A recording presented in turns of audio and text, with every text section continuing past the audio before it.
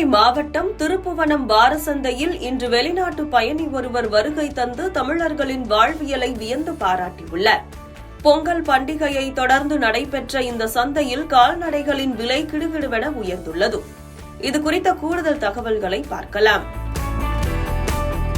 சிவகங்கை மாவட்டம் திருப்புவனத்தில் ஒவ்வொரு செவ்வாய்க்கிழமையும் நடைபெறும் வாரசந்தை தென் மாவட்டங்களில் மிகவும் பிரபலம்.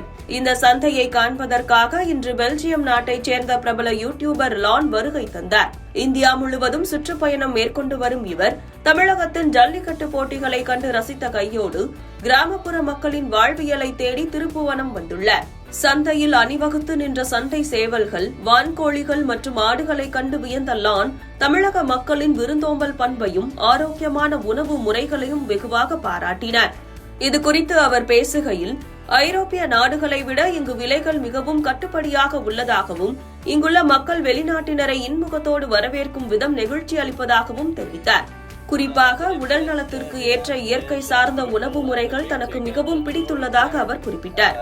It's very interesting for me. Thank you very much for your kind hospitality, and I feel very welcome in India because your people are very lovely to me.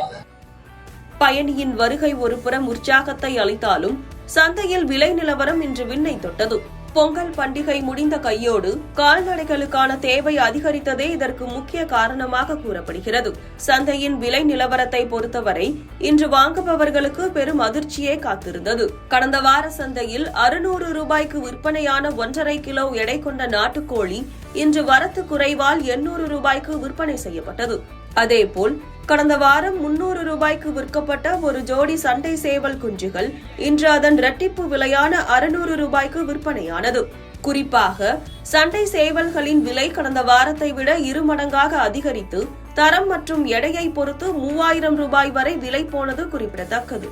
ஆடுகளை பொறுத்தவரை வரத்து சீராக இருந்த போதிலும் 25 கிலோ எடை கொண்ட ஒரு நாட்டு ஆடு 20,000 முதல் 23,000 ரூபாய் வரை விற்பனை செய்யப்பட்டது.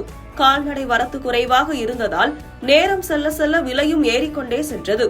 வியாபாரிகள் மற்றும் பொதுமக்களின் வருகையால் திருப்புவனம் வாரசந்தை இன்று மக்கள் கடலாக காட்சியளித்தது.